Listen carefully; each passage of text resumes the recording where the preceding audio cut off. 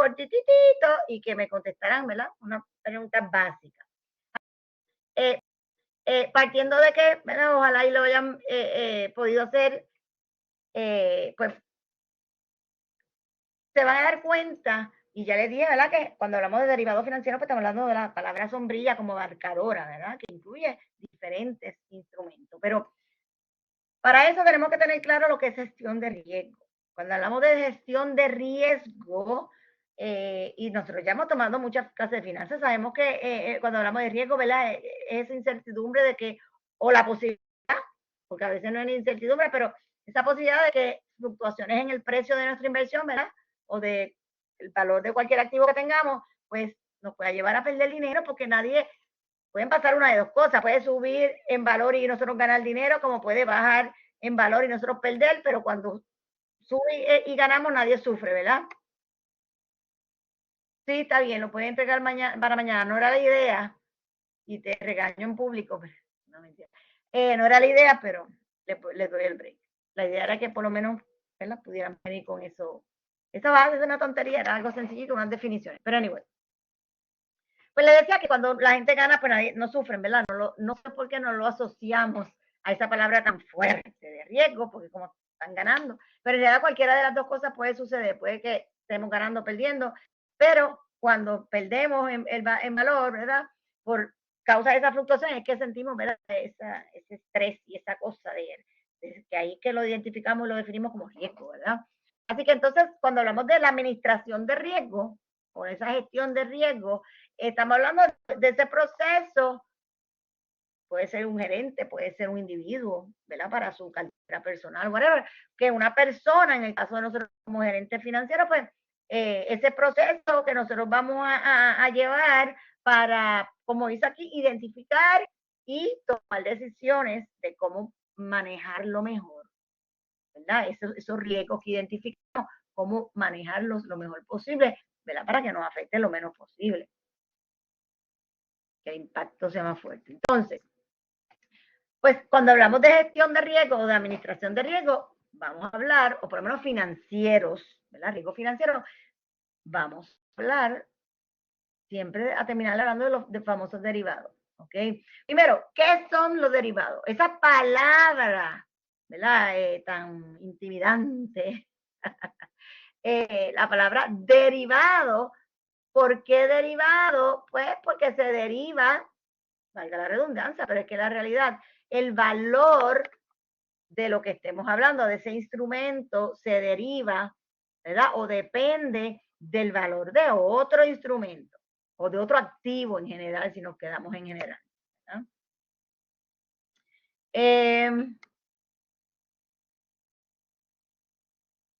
Un segundito. ¿Qué es hoy? Hoy es lunes. ¿Y por qué? Estoy pensando en voz alta. Ay, bien, no sé. Anyway, estoy pensando en voz alta algo que acabo de dar otro curso de este mismo curso en otra sección y me acordé de algo. Pero anyway, no me hagan caso.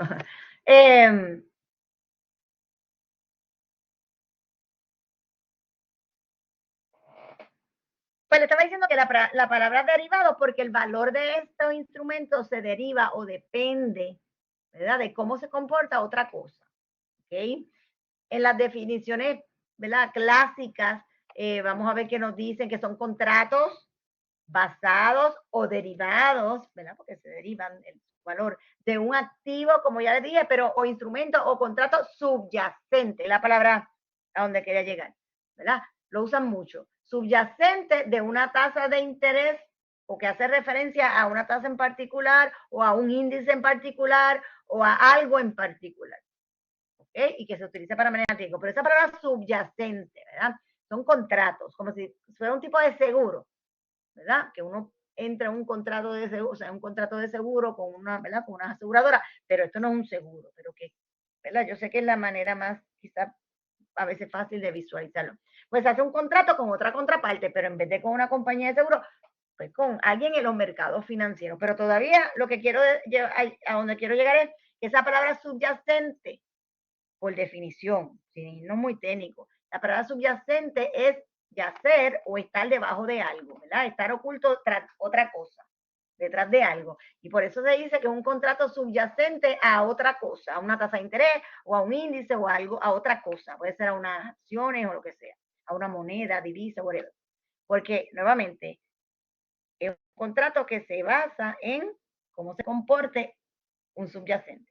O sea, algo que está escondido detrás de ese contrato.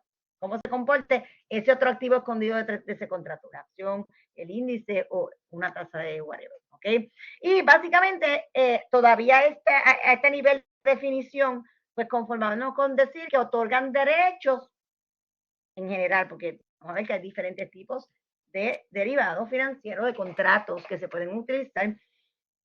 Pero que en general, pues esos contratos otorgan un tipo de derecho de compra o venta de ese activo de referencia en un plazo que se esté pactando, ¿verdad? A una fecha futura y a un precio determinado, en el sentido de que una parte paga una prima, igual que para el seguro, que pagamos una prima para el seguro del carro, para que la otra contraparte, que no es, ¿verdad? Que es la aseguradora, pues a cambio de esa prima, pues nos dé en el caso de un seguro, pues se comprometa a responder en caso de que el carro no lo robe más. Pues en este caso, pues no son contratos que nos otorgan derechos de comprar o de vender del activo que estemos hablando, ¿verdad? De aquí a X fecha y a este precio, bla, bla, bla. ¿Okay? Y su valor va a depender, ya les dije, que del valor subyacente. ¿Cómo se esté comportando eso que está detrás de ese activo al que estamos realmente haciendo referencia? La acción, el índice, las tasas de interés, la divisa, lo que sea. Cómo se comporte, pues de eso va a depender el valor de ese contrato. Y el valor de la prima, si nos cotiza más alto. Es como cuando vivimos en áreas más inundables o áreas, pues, ¿verdad? Pues cuando estás en un seguro de inundaciones, pues te va a costar más caro, de acuerdo a las probabilidades de que se inunde, ¿verdad? O si vives en unas áreas más peligrosas, pues el seguro de auto te va a cobrar más, o te va a salir más alto porque la probabilidad de que te lo roben o que vandalicen son más altas. Esto es para dar un ejemplo, no estoy diciendo que esto es un seguro, acuérdense, pero para buscarle una comparación, ¿verdad? A la que estamos más friendly, a la que estamos con la que estamos más relacionados. Así que igual, pues, ¿verdad? Esa prima, lo que tenemos que pagar por ese contrato a esa otra contraparte, para que esté dispuesto a entrar en ese acuerdo con nosotros, va a depender de la posibilidad que se vea. No tenemos una bolita de cristal para saber exactamente cómo se va a mover esa divisa, o si va a subir, si va a bajar esa acción, pero como más o menos se anticipa el mercado, como se esté viendo la cosa, ¿verdad? Y las expectativas de cada cual, pues así va a ser la prima, ¿verdad? Va a depender de cómo se vea la probabilidad, ¿verdad? En general, de que pase ese evento, etc. Y tengo que decir que los derivados son importantes, quizás a nivel del mío, que soy una pelada, ¿verdad? Pero en la medida que uno tenga más activos o que uno tenga más inversiones o tenga más cosas, pues sí, y a nivel institucional ni se diga, y comercial, pues los derivados son importantes porque los derivados, ¿verdad? Juegan un papel esencial, clave en la transferencia de riesgos en la economía, porque al tú entrar en un contrato de eso y tú estás minimizando la exposición a cierto riesgo financiero o el impacto que tú puedas tener si una moneda, ¿verdad? Los intereses suben o bajan, o una moneda sube o baja, y tú haces transacciones con un suplidor en el exterior. Esas cosas te pueden impactar y llevarte a la quiebra. Pues entonces, el tu poder tener esa opción de, ¿verdad? De tener esos productos viables que existan, que se puedan hacer, esos contratos, pues obviamente minimiza tu exposición a cierto riesgo y la pérdida de dinero, de cash flow, si pasa es un evento negativo, ¿ves? Porque estabas, ¿verdad? En cierta manera, como que encubierto, que no quiero decir asegurado, porque se supone que en estos cursos, en estos temas, esa palabra no se use, pero es que nuevamente me da la tentación porque nos sentimos más cómodos con los estudiantes, ¿verdad? Cuando están ahí como que no sé de qué me están hablando, pues quizás así lo puedan visualizar mejor. Bueno, pero anyway. Así que cuando decimos, nuevamente, recuerden esto, cuando decimos activos subyacentes nos referimos a acciones, divisas, tasas de interés, materia prima, lo que le llaman en inglés commodities también, que si sobre como el maíz, la harina, el petróleo, todas esas cosas, se pueden hacer también estos instrumentos sobre eso, instrumentos de deuda, precios de la electricidad, mire de cuánta cosa, usted no tiene idea. de todo lo creativo que nos podemos poner, pagos de seguro, sobre el clima. Ay, bueno, hay tantas y tantas cosas que se pueden hacer, o sea, que pues se puede hacer sobre eso como subyacente, ¿verdad? De cómo se comporte eso. Pero por el momento nosotros vamos a empezar con lo más básico, obvio, ¿verdad? Y poco a poco quizás pues se van exponiendo para que vean que hay muchos instrumentos, y no que existen, yo los voy a repasar los básicos, pero quiero que sepan que de esos básicos se siguen recreando, como estructurando, es la palabra en la jerga de nosotros, estructurando diferentes productos similares a estos básicos que vamos a estudiar, a ver hoy, pero, y vamos a seguir viendo, pero quizás con unos features o unos detallitos más curiosos, más aquí, más innovadores, más raros, más específicos a la medida de un cliente en particular para cubrir la exposición de ese cliente en particular. Y nos podemos poner creativos. Así de sencillo. Por eso ya que era complejo, porque es que no se limita a decir que entiendes lo básico de lo que es el producto, que ayuda, obviamente, a que después tú más o menos, ¿verdad?, puedas llegar a entender cómo se estructuró algo para un cliente en particular, pero mucho más complejo. ¿Eh? Así que, déjame darle aquí para adelante. Yo sigo hablando porque es que yo ya le dije que a ojos cerrados, y no soy experta 100%, pero derivados, ¿para qué se usan entonces? ¿Para qué se usan los derivados? Nada, como dice aquí, para cubrir la exposición, ya les dije, a ciertos riesgos financieros, pero se puede utilizar para dos cosas. O para cubrir la exposición a ciertos riesgos financieros, que le llaman en inglés hedging, y tienen que saberlo en inglés, porque hedge, en inglés que lo van a leer por todos lados, y si lo leen en español, las traducciones son tan fatales que de una traducción de un país a otro, a veces nos perdemos. Así que hedging, déjala para hedge, o para cubrir la exposición a cierto riesgo,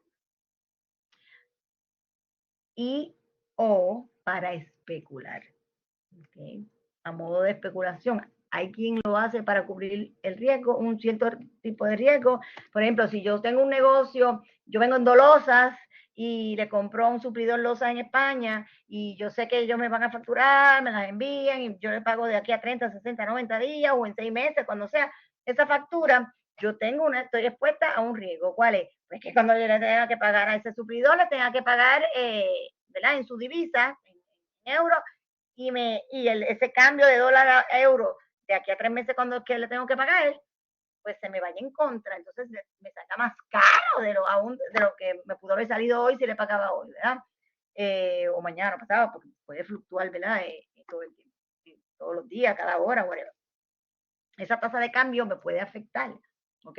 Pero yo quiero dormir tranquila y estar tranquila como, ¿verdad?, como comerciante, de que de aquí a que yo le tenga que pagar esta factura, o por la razón que sea que me dieron ese tiempo, o porque ahí es que me van a entregar la mercancía, la razón que sea, yo sé que le tengo que pagar de aquí a 90 días, pues yo quiero dormir tranquila y saber que si aun cuando si se me va muy en contra el euro en ese momento, ¿verdad?, la tasa de cambio de dólares por euro, porque yo, en el peor de los casos, lo más que yo voy a pagar por esa tasa de cambio va a ser tal tasa. Que ya yo lo sepa de antemano, porque entré en un contrato con otra contraparte de que de aquí a 90 días me va a vender los euros a tal tasa de cambio. Porque yo tengo la opción de comprárselas a esa tasa de cambio, y cuando llegue a esos 90 días, si me conviene, dependiendo cómo esté el mercado en ese momento, pues ejerzo, le toco a la puerta, mira, este fue el contrato que firmamos, dame los euros a tal tasa de cambio, porque eso fue lo que pactamos, a cambio de una prima en su momento, ¿verdad? Pero ya mismo vamos a volver a repetir esto, pero es para que en general, ¿verdad?, vayamos teniendo una idea. Yo voy back and forth y digo cositas, vuelvo para atrás, pero, ¿verdad? Pero se pueden utilizar para cambiar la modalidad de una inversión o de un préstamo, sin necesariamente uno tener que tocar ese préstamo o deshacerse de él ni nada, ¿ok? Como dice aquí, garantizar el precio de un activo en el futuro. Yo quiero garantizar esa divisa, ¿verdad? Lo que voy a... Sorry, me puse a leer uno de los encasillados y me distraje. Nada, garantizar, ¿verdad?, a la tasa de cambio que voy a hacer esa transacción de cambiar de dólares a euros, para garantizar el costo máximo de un financiamiento. Yo quizás tengo un préstamo fluctuante, ¿ok? Y ahora estoy gozando quizás que las tasas estaban un poco bajas, pero si empiezan como ya van, que han seguido subiendo, ¿cuál va a ser mi riesgo? Que verá que de momento se me pueda salir los cash flow que tengo que hacer, esos pagos se me puedan salir de mi presupuesto o de lo que yo puedo afford, porque estoy fluctuante, suban demasiado y me asfixien ese flujo de efectivo, esos pagos que tengo que hacer. Pues yo puedo entrar, o pude haber entrado cuando empecé a ver ya que se anticipaba que iban a empezar a subir, pude haber entrado en un cap. Y no se preocupen, lo que estoy mencionando es solamente dando ideas para que vayan haciéndole sentido, pero vamos a hablar de todo eso en detalle en su momento. Pero hay un contrato que se llama un derivado que se llama CAP, donde yo entro con otra contraparte en un contrato y me fijo un techo CAP, que no importa cuánto más puedan subir las tasas, yo nunca voy a pagar más, pues digamos del 7%, porque fue que yo compré un CAP al 7%. Ah, profesora, pues eso suena ideal, pues todo el mundo vamos a hacer eso. No, no, es que para eso tú tienes que entrar en un contrato y pagarle una prima de acuerdo a las posibilidades que el mercado está viendo, de las posibilidades de que suba o pase del 7 en algún momento de la vida de tu préstamo, ese pago. Ah, pues así te van a cobrar la prima, o sea, ¿verdad? Pero para efectos tuyos te estás cubriendo porque vas a dormir tranquilo, paga la prima, pero ya sabes que no importa lo que pase, en el peor de los casos, eso es lo más que tú vas a pagar, 7%. Y así sucesivamente, en el caso de depósitos, puedes hacer lo contrario, un contrato que le llaman, un derivado que se llama floor. Tú te pagas un mínimo que tú vas a recibir hace más sentido. Tú lo puedes hacer para tú pagar en un préstamo, un floor, pero a nadie le duele pagar poco, ¿verdad? Pero para abaratar costos de esa prima, tú puedes hacer ambos en una sola transacción, un floor y un cap. Pero nuevamente, no lo hago para que se confundan, es para que vayan oyendo lo que era de todas las cosas que uno puede hacer. Todavía no es para que estén ahí escribiendo y hay que estrés, espérate que me perdí, no entendí. No, vamos, esto es en general, entonces vamos a ir después uno a uno. Pero si usted tiene un depósito, ¿cuál es su peor, pudiera ser su peor estrés? Mira, que si las tasas suben y yo estoy un depósito fluctuante, voy a gozar, me van a pagar más. Pero si las tasas bajan, como pasó, ¿verdad? En un momento dado que bajaron tanto, casi a cero, ¿qué te van a pagar por eso, en interés por esa inversión? O ese eh, certificado de depósito, por ejemplo. Nada, casi nada, ¿verdad? Pues tú, si a tiempo hubiese puesto un floor, comprado un floor, un contrato derivado que se llama floor, donde tú te pones un piso, no importa cuánto más bajen los intereses, nunca voy a recibir menos de 3% de interés. Pero lo mismo, claro, vuelvo y le digo, tienes que pagar una prima para eso. Pero para que vayan viendo, ¿verdad? Que los diferentes ya vayan escuchando nombrecitos de cuando digo proteger o garantizar el rendimiento mínimo de una inversión, como dice aquí, pues para que vayan viendo a qué me refiero. ¿Okay? Por eso ya le estoy tirando, pero nuevamente lo vamos a ver en detalle. Y ahí, pues, por ejemplo, le estaba dando un ejemplo de ¿verdad? Garantizar el rendimiento mínimo en una inversión, pues ese piso, lo menos que asegurar la tasa de interés a futuro, lo mismo del ejemplo de la divisa, ¿verdad? A cómo me van a vender el euro de aquí a esos 90 días que tengo que pagarle al suplidor, pues lo vamos a pactar a tal tasa de cambio pues, desde hoy, o simplemente a una tasa de interés a futuro que estás pactando. O sea, hay un sinnúmero de cosas que tú puedes hacer. Inclusive, mira esto, ya esto yo lo dije de la tasa de intercambio, de cambiar dólares por euros. Yo puedo tener un préstamo fluctuante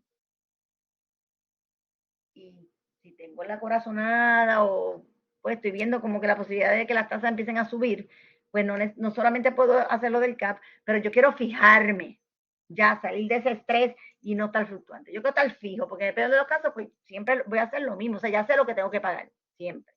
Pues yo puedo cambiar la modalidad de un préstamo, ¿ok? A través de un swap, lo que se conoce como un swap.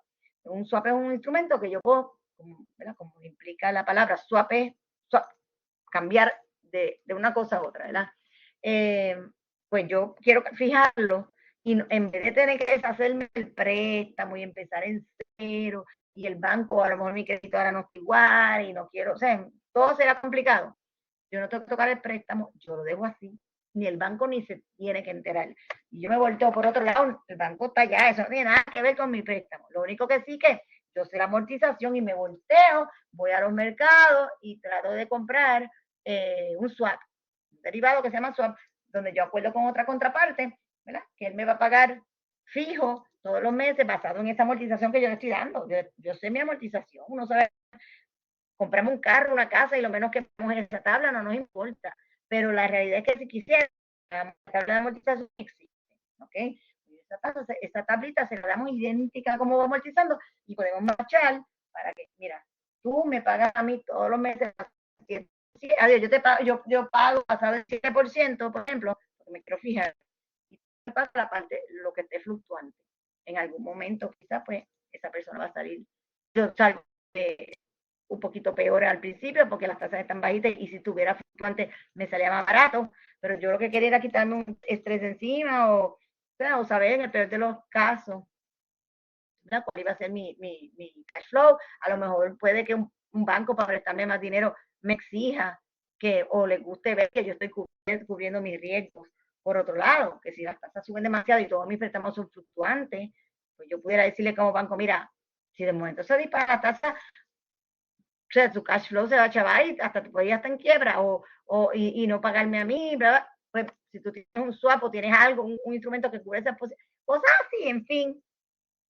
Es un mundo bien complejo, bien abarcador. Nuevamente, no quiero que piensen complejo en difícil, simplemente que hay tantas cosas que se pueden hacer y tantas que se pueden estructurar de lo básico. Fíjese que usted puede proteger, eh, crear o estructurar un producto de lo básico a su medida. Mire, no tiene ni idea, es interesante. Pero a eso se refiere con intercambiar la modalidad de un préstamo. Pero en su momento vamos a ver cómo funciona de verdad. Ustedes me oyen bien porque aquí me sale un mensaje de que a veces tengo que un poquito de, se me baja Sí, se la escucha señal. bien. Ok, qué bueno. Entonces, vamos a ver.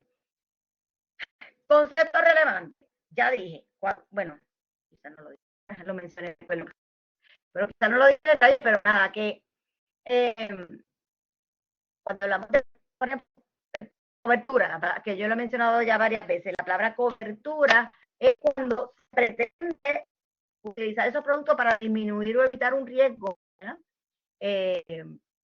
lo que le llaman hedge, ¿okay? O hedging, y se toman, ¿verdad? En ese caso se toman posiciones opuestas para mitigar, pagamos la prima, ya le dije, pero lo hacemos para mitigar ganancias o pérdidas por cambios en el mercado, en eso que estemos hablando, en ese activo que estemos hablando, sea en divisas o en acciones o en esto.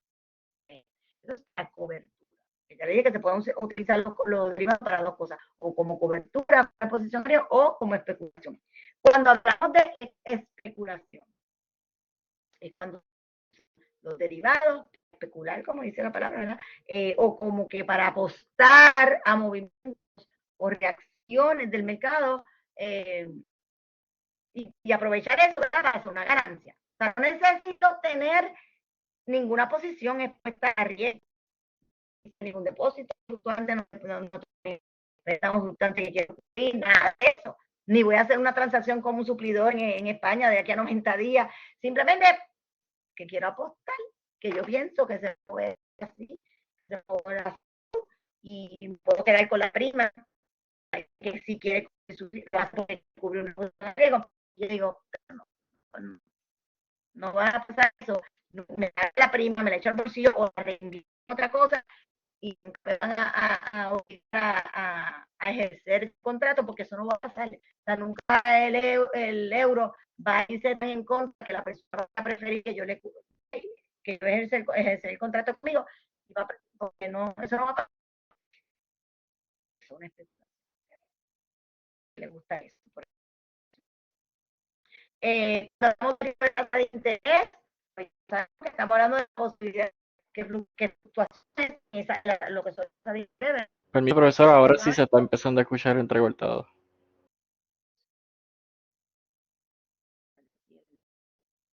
No sé por qué, no sé por qué si de momento como que no sé.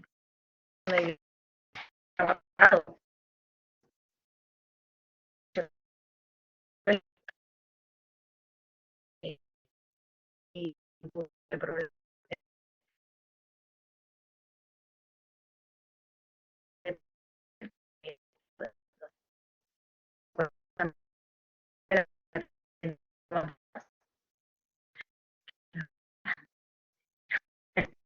ok, Diego tiene la posibilidad de la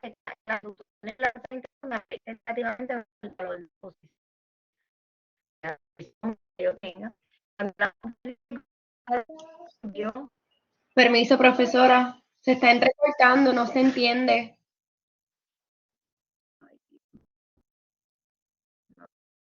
mucho, pero a ver si me puedo mover un poquito a un área más. Voy a quitar la cámara en lo que me muevo. A ver si me puedo mover un poquito a un área que quizá, yo no creo que sea mi señal. Y ahora mismo eh,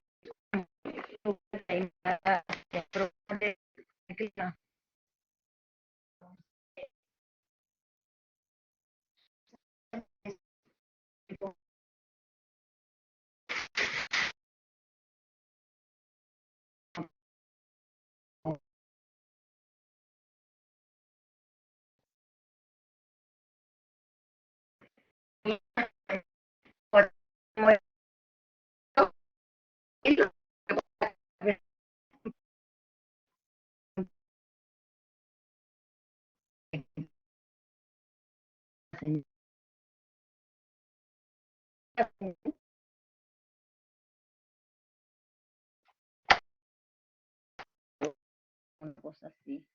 ¿De verdad que no se escucha?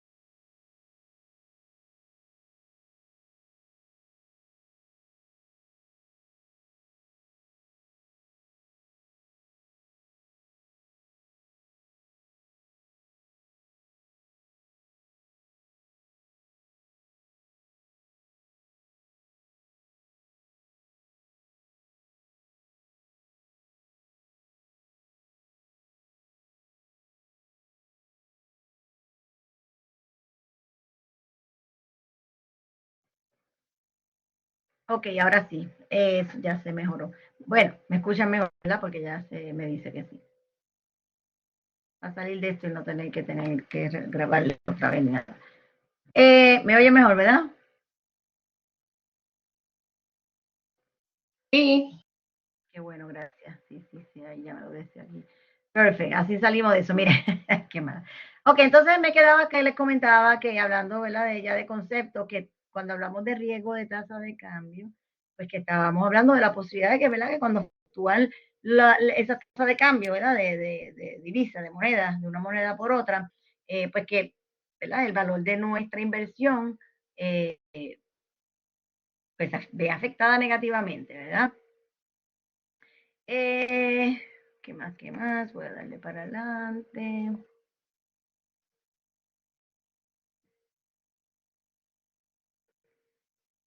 Adiós. Ok, porque lo dije sin leer aquí. Es lo mismo que acabo básicamente de leer. De decir how derivatives are. Ok.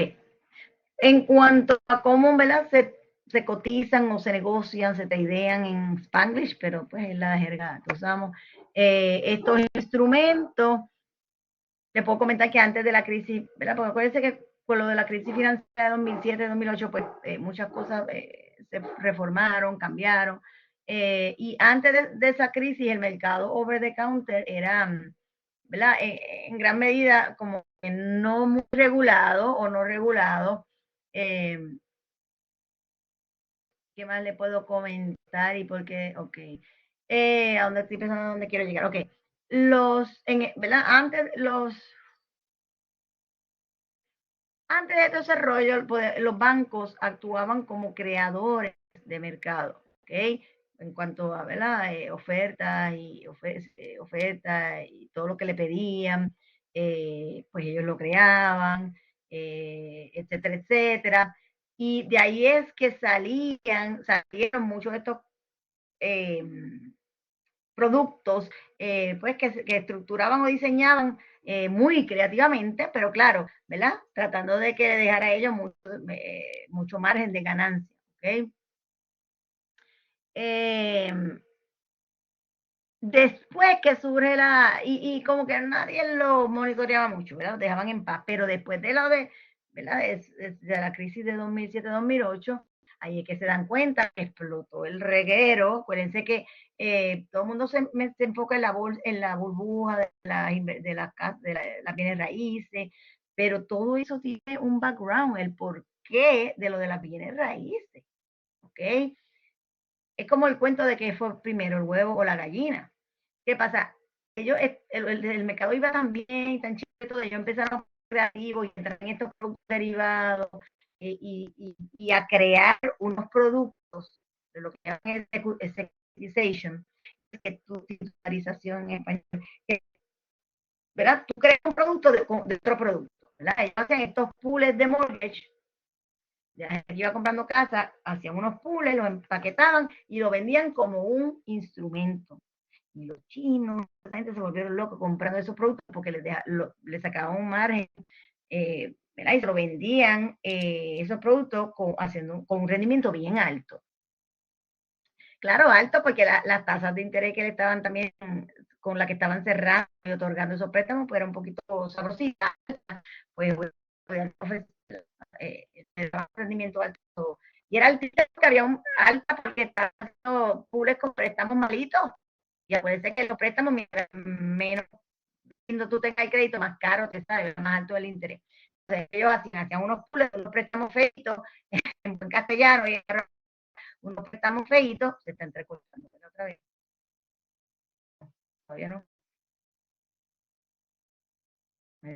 Todavía me oigo bien, que ya casi, ya 20 minutos.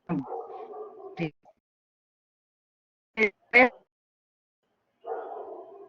Se empezó a entrecortar, profesora.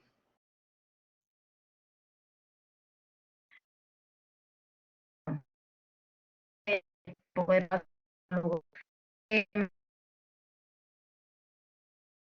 pools de préstamos, de hipotecas, ¿verdad? Y a revenderlos. Pero el banco, o sea, la casa montaba préstamos en pools y los revendía, le estaban sacando también un spread. Y estaban rendiendo exactamente. Yo hago control yo yo necesito contexto, yo también, porque el en un spread, banco, que porque como estoy ganando Permiso, profesora. No se está entendiendo nada nuevamente. Se está entrecortando.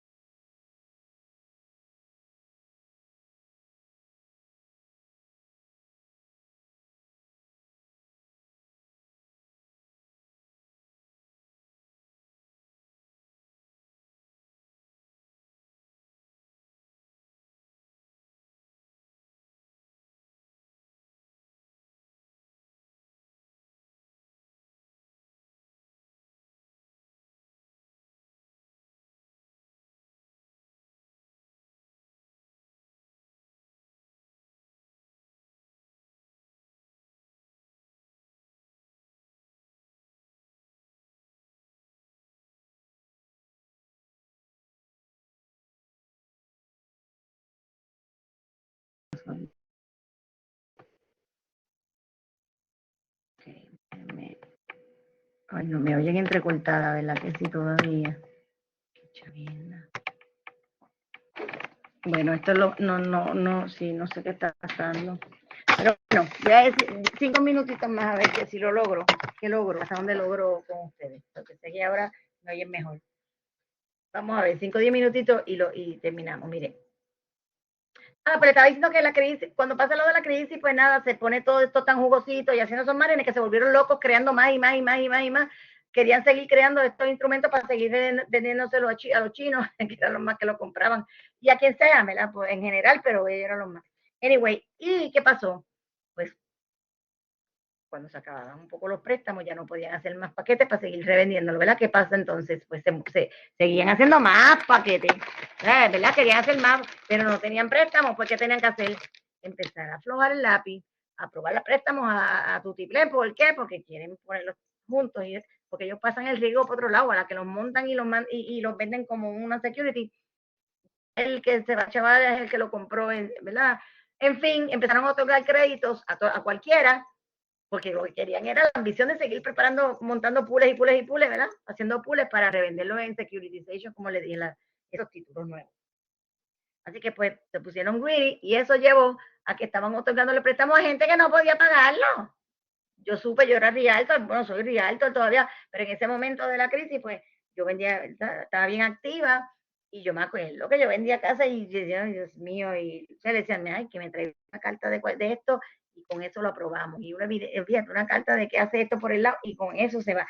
Y vecinos que compraban casas donde yo vivía, una urbanización nueva, y yo decía, pero no es por uno sumir, pero que yo los veía tan jovencitos y yo decía, ¿cómo estos nenes pueden pagar esa casa? Yo trabajaba jugosamente, el papá de mi nena trabajaba jugosamente y aún así estábamos apretados. Y yo decía, pues como esta gente, ¿verdad? Y era porque pues lo mismo, se le hicieron muy fácil, se lo aprobaron y todo el mundo pues, soñaba tener pues, la casa que le gustaba. Pero ¿qué pasó? Que entonces llegan unos 2 o 3 años y ahí se dan cuenta que me aprobaron, pero yo no podía. O sea, yo realmente no podía, fue que el banco se puso suelto. Y ahí es que empieza a complicarse la cosa, empiezan la gente a perder sus casas, a entregarla porque no podían pagarla. No era por nada, no era culpa del mercado, era que ellos no podían pagarla, porque le habían soltado la pluma y aprobado muy ahí a la raya y la verdad que no podían. Y así siguió la cosa. Y mientras más gente seguía entregando propiedades, ¿qué pasa? El inventario era tan grande, porque obviamente eso va a traer los precios para abajo. Y eso es lo que hace que las propiedades, ¿verdad?, empiecen a bajar en precio. En fin, es una cadena, ¿verdad? De qué fue primero, el huevo o la gallina, pero la realidad es que es una cadena. Y de ahí, pues, que empiezan a perderse tanto dinero, casas de corretaje que estaban bien metidas en esos pools, en esos securitization, en esos derivados, en ese regalo, también empezaron a perder dinero. Y ahí se forma, ¿verdad?, todo este reguero. Y para aumentar la confianza del inversionista, ¿verdad?, después de todo ese reguero, en las transacciones, en fomentar la supuesta transparencia, pues el mercado over the counter, ¿verdad?, pues tuvo que ponerse las pilas y ponerse un poquito más regulado para reducir el riesgo del sistema en general, ¿verdad? Y nuevamente poder aumentar la confianza de esos inversionistas, porque si no, ¿verdad?, la gente tenía mucho miedo de entonces, ¿verdad?, empezar a trader hacia lo loco, o no lo loco, pero a través del mercado vertical. Así que todas estas operaciones, todas estas transacciones, todos estos cuentos, todos estos chismes, todas estas crisis, que de una manera u otra envuelven los derivados financieros, ¿verdad?, pues son importantes, porque de una manera u otra, pues, ¿verdad? Una, porque ahora son más reguladas, entonces tienen que hacer reportes y tienen que reportar mucha más información, ¿verdad? Y bueno, y otras pues, por las razones que sean. Pero básicamente ese es el cuento de la crisis y por eso le echaron la culpa tanto a los derivados, pero eso es a qué se referían, es que se pusieron creativos y pues estas casas corretadas no es culpa de nosotros. Y lo siento, pero tuve que abundar en eso porque es que de esa crisis, a raíz de esa crisis, es que realmente, ¿verdad?, muchas de estas cosas van cambiando. Así que nada, se puede entrar, porque esto no quiere subir, no sé, no me atrevo ni tocarlo mucho porque no quiero que no sé por qué no me deja que ustedes vean, por la comunicación, pero no importa, yo para mi efecto, yo le estoy dando clic a un slide, pero aparentemente ustedes no lo ven, no sé si es verdad, pero no me sale en la pantalla. Pero no lo voy a cucar para terminar, ¿ok? Así que los derivados pues se tradean en bolsas como por ejemplo la del Chicago Board Options Exchange, en el mercado over the counter, que ya le dije, ¿verdad? En general, donde las operaciones ahí se hacen a través de bancos, de administradores, de fondos, etcétera, etcétera. Pero en términos generales, pues, vamos a decir que over the counter.